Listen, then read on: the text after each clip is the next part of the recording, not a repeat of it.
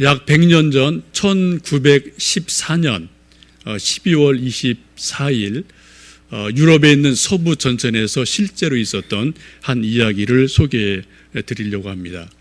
그때는 세계 1차 대전이 한참 진행 중이었을 때입니다. 그때 독일군과 영국군이 서부 전선에서 첨예하게 대치하고 있을 때, 그때 시간이 흘러가서 12월 되었고 또 24일이 되었습니다. 그때 24일이 되니까 어느 참호에서 누가 불렀는지는 모르겠지만 크리스마스 캐롤 소리가 조용하게 흘러나오기 시작했습니다. 그러자 그 캐롤 소리가 옆에 사람 점점점 캐롤 소리가 점점점 커지면서 이제 많은 군인들이 총을 내려놓고 캐롤을 부르기 시작했습니다. 조금 있자 어떤 한 병사가 어떻게 얼기설기 만든 그러한 크리스마스 트리를 가지고 참호에서 바깥으로 나오게 되었습니다. 참호에서 나오면은 대부분 총을 맞아서 죽을 수밖에 없는 그런 전쟁 상황인데, 캐롤 소리가 울려 퍼지는 가운데 어떤 한 병사가 트리를 갖고 나오자 아무도 그를 향해서 총을 쏘지를 않았습니다. 그것을 보고 나서 이쪽에서도 저쪽에서도 마치 땅굴에 숨어있던 두더지들이 한 마리 두 마리 나오는 것처럼 오랜 동안 전쟁에 지쳐있던 병사들이 총을 내려놓고 비무장한 상태로 참호에서 나와서 캐롤을 이렇게 저렇게 부르기 시작을 하였습니다. 그리고 서로가 적군이지만 이제 캐롤을 부르면서 서로 다가가서 악수를 하고 격려를 하고, 나는 누구다, 나는 독일 어디에서 왔다, 나 영국 어디에서 왔다 라고 서로 이야기하면서 이야기를 하고 또 담배를 피우고 조그만 선물을 나누고 하는 그런 아주 아름다운 장면이 자연스럽게 연출이 되기를 시작을 했습니다. 그때 이것을 지켜보고 있던 현장의 지휘관들, 소대장, 중대장 이런 사람들이죠. 그들도 어떤 커다란 흐름을 막을 수가 없어서 그런 초급 장교들도 함께 그 자리에 동참을 하면서 초급 장교들을 중심으로 일시 평화 조약이 맺어지기를 시작을 합니다. 여러분 아시는 것처럼 소위 국가 간의 어떤 전쟁 상황에서 평화 조약이 맺어지려면은 사령관이라든지 대통령 이런 사람들이 평화 조약을 맺어야지 비로소 효력을 발생하는데 그런 상황이 아니었어요. 자연스럽게 캐롤 소리가 울려 퍼지는 가운데 그 현장에 있던 지휘관들을 중심으로 우리가 내일은 성탄절이기 때문에 서로가 좀 신사적으로 평화하자, 총 쏘지 말자, 이런 것들이 결정이 되었습니다. 이제 그 다음 날이 밝아졌고 군인들은 다시 바깥으로 나와서 준비한 음식들을 서로 나누어 먹고 또 여러 가지 게임을 하고 또 축구 경기를 하고 하는 일들도 있었습니다. 기록을 보면은 그 축구 경기에서 독일군이 3골을 넣었고요. 연합군 영국군이 2골을 넣었는데 마지막 한 골은 옵사이드였다라고 반칙이었다라는 그런 기록도 있는 것을 볼 수가 있습니다. 그리고 그들이 그 자리에서 함께 사진을 찍은 그러한 모습들이 있기도 합니다. 한번 사진을 한 장 보시겠습니까? 저거는요, 이 실화를 중심으로 만들었던 영화 메리 크리스마스라는 영화의 한 장면이고 그런 상황을 재현해 놓은 그러한 장면입니다. 이것이 이제 기록에 보면은 독일, 영국, 프랑스 이 세 개의 나라의 공식 기록에 이것이 기록이 돼 있어요. 어떤 정부 간의 협의에 의한 평화 조약이 아니라 그 현장에 있던 군인들 간의 초급 장교들 간에 맺어진 그러한 전무후무한 그러한 자발적인 크리스마스 휴전, 이런 것들이 실제로 1914년 성탈전쯤에 있었던 정말 믿겨지지 않는 그러한 실화가 우리 역사 속에 있기도 합니다.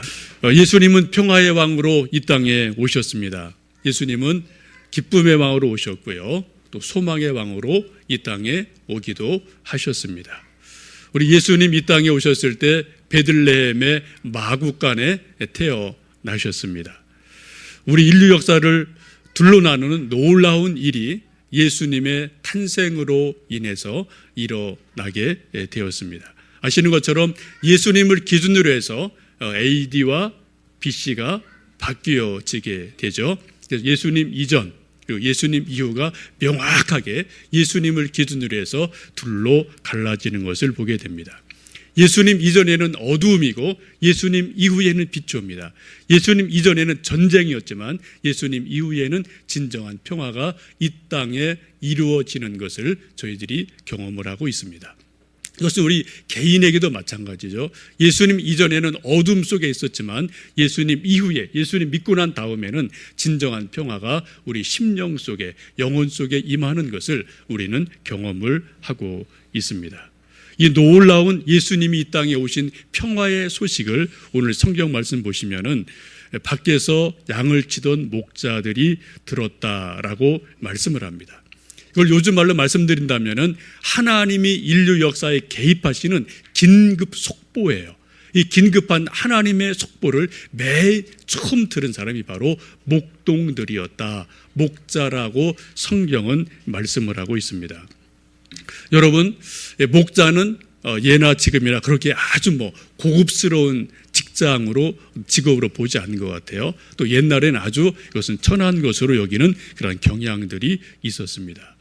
아마 우리가 조금 시간을 거슬러서 왕조 시대로 올라가 본다면 임금님의 명령을 받고 전하는 사람이 있는데 이런 사람을 일컬어 흔히 우리가 도승지다, 승지다라고 이야기를 합니다. 비서실장 같은 그런 사람들이죠. 상당히 높은 직책이 있는 사람들이거든요.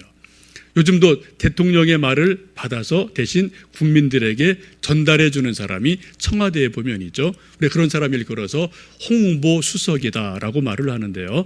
그 사람도 청와대 아주 높은 자리예요. 그죠? 왜요? 대통령의 입 역할을 하는 사람이기에 아무나 그 자리를 맡기질 않습니다.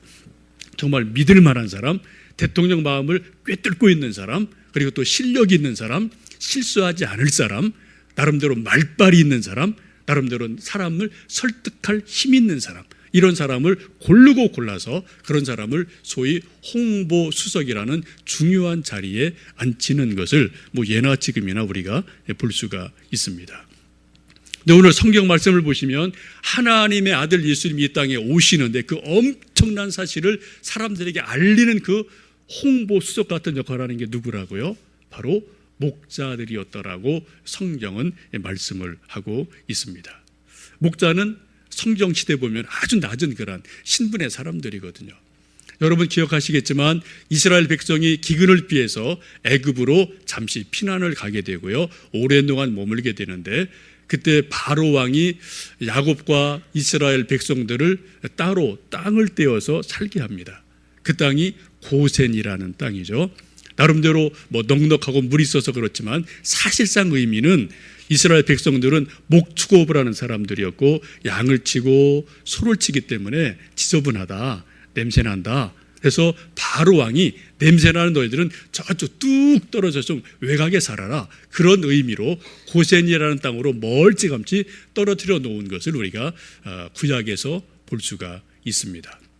예수님 역시 마찬가지죠. 그때 당시에도 가축을 치는 사람들이 아주 존귀한 사람이라고 보기는 힘듭니다. 그런데 바로 예수님 탄생의 소식이 그 낮고 천한 목자들에게 임했다라고 오늘 성경은 말씀을 하고 계십니다.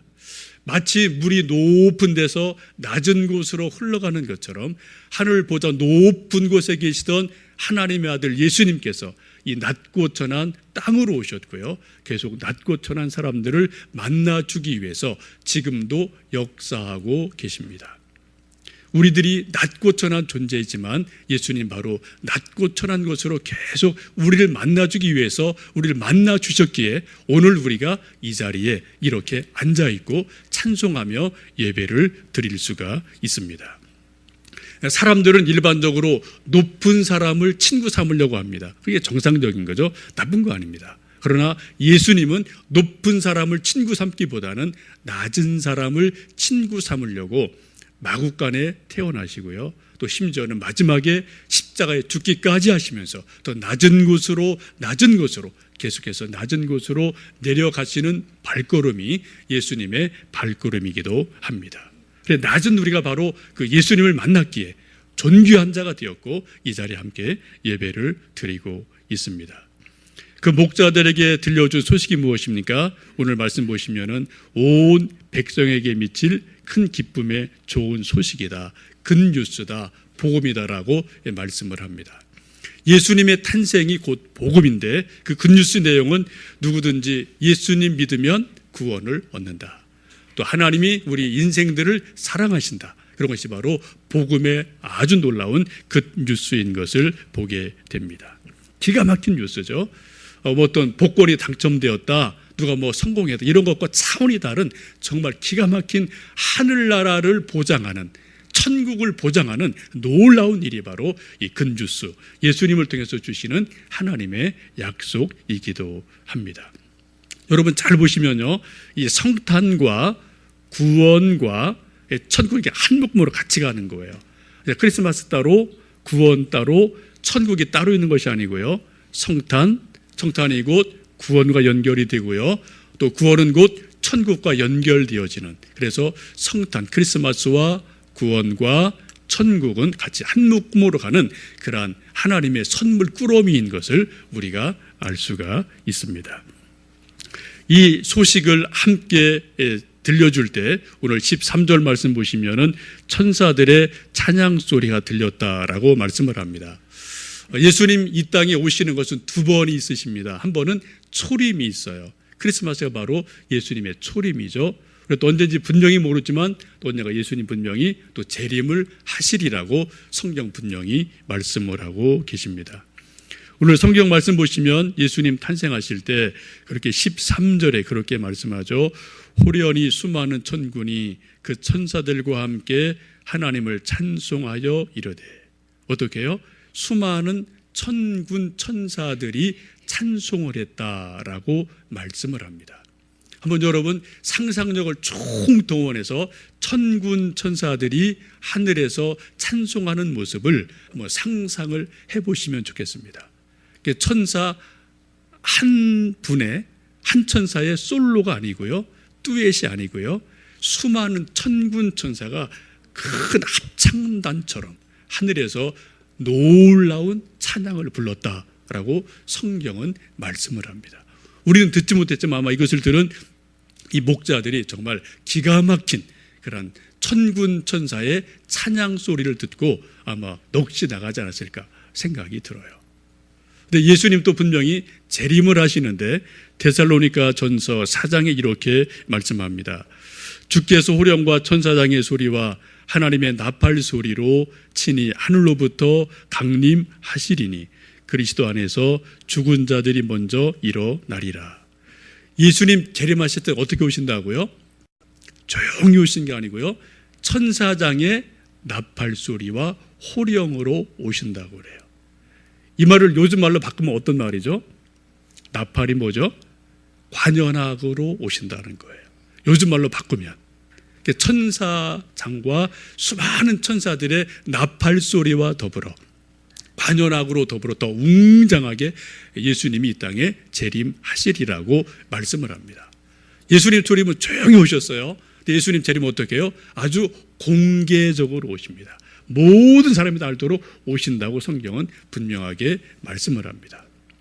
여러분, 왜 예수님 초림 때는 천사들의 찬송, 노래소리와 더불어 오시고요, 또 예수님 재림 때는 천사장의 나팔 소리와 더불어 오실까요? 이게 왜 다를까요? 찬송과 나팔 소리 왜 다르게 오실까요? 이거 상상력을 동원하셔갖고요. 예? 예, 똑같으면 재미가 없잖아요. 그죠? 뭔가 다르게 오시는 것 같아요. 더 확실하게 오시기 위해서 그렇게 오신다고 성경은 분명히 말씀을 하십니다. 이 천사들이 들려준 메시지가 있습니다. 우리 함께 읽었던 말씀처럼 지극히 높은 곳에서는 하나님께 영광이요, 땅에서는 기뻐하심을 입은 사람들 중에 평화다라고 말씀합니다. 이 한 말씀이 바로 성탄의 가장 중요한 메시지가 이 속에 들어가 있죠. 하나님께는 영광, 우리 인생들에게 이 땅에는 하나님의 평화, 이것이 성탄의 중요한 메시지입니다. 하나님의 영광이 언제 나타납니까? 천사들이 찬송을 부를 때 나타났어요. 마찬가지로 우리 믿는 사람들이 하나님 이름을 기억하며 찬송 부를 때 그때 그곳에 바로 하나님의 영광이 임하게 됩니다. 시편의 말씀처럼 이스라엘의 찬송 중에 하나님은 거하시고 영광을 받으신다고 말씀하시기에 우리가 힘을 합해서 뜨거운 마음으로 찬송할 때 그때 바로 그곳에 하나님의 영광이 임하는 줄로 압니다. 그리고 우리가 예배 드릴 때 찬송이 많은 거고요. 또 여러분들 개인적으로 이런 찬송 부르실 때마다 찬송 부를 때마다 하나님의 임재를 하나님의 사랑을 찬송과 더불어 여러분 맛보신 일들이 종종 있기도 합니다. 하나님께는 영광, 하늘에는 영광, 땅에는 평화. 이것이 성탄의 메시지이기도 합니다. 우리 저쪽 남쪽에 가면은 영광이라는 그 조그만 남해안 도시가 있는데요. 이 도시에서는 이 성탄절 인사가 조금 다르더라고요. 여러분 아시는지 모르겠는데요. 하늘엔 평화, 땅에는 굴비. 이게 영광 도시의 성탄 인사입니다. 한번 좀 보시겠어요? 예, 기가 막힌 사람이죠, 그죠? 하늘엔 영광, 땅에는 굴비. 예, 영광에는 굴비가 많이 나와야지 평화가 있는 겁니다. 왜요? 그래야지 돈벌이가 되고 또 돈이 좀 굴러가야지 평화가 있는 것이기 때문에 어느 분인지 몰라도 아마 저분이 기도하다가 좀 뭐 영감을 받지 않았을까 그런 생각이 들어요. 하늘엔 영광, 땅에는 굴비. 이 광교는 뭐라고 하면 좋을까요? 한번 좀 좋은 아이디어 있으시면은 주시면 내년에 한번 크게 좀 바깥에다 걸어놓고 하늘엔 영광, 뭐 땅에는 뭐 하여튼 좋은 아이디어가 있으시면 한번 말씀해 주시면 좋겠습니다. 어쨌든 하늘에는 영광, 땅에는 평화. 이것이 바로 성탄의 핵심적인 메시지임을 저희들이 알게 됩니다. 여러분 우리가 예수님 이름을 높일 때에 정말 그분의 이름을 마음껏 찬양할 때 하나님께는 영광이 되고요. 우리에게는 기쁨이 되는 평화가 임하는 복된 날이 바로 오늘입니다. 중요한 것은 오늘 하루만 그렇게 사는 것이 아니라 믿음으로 내일도 모레도 또 내년에도 후년에도 계속 그런 믿음으로 살아갈 때 성탄의 기쁨이 지속될 수 있고 만왕의 왕 예수님이 우리와 동행하시는 놀라운 은혜가 오늘도 내일도 또 내년에도 계속 될 줄로 믿습니다.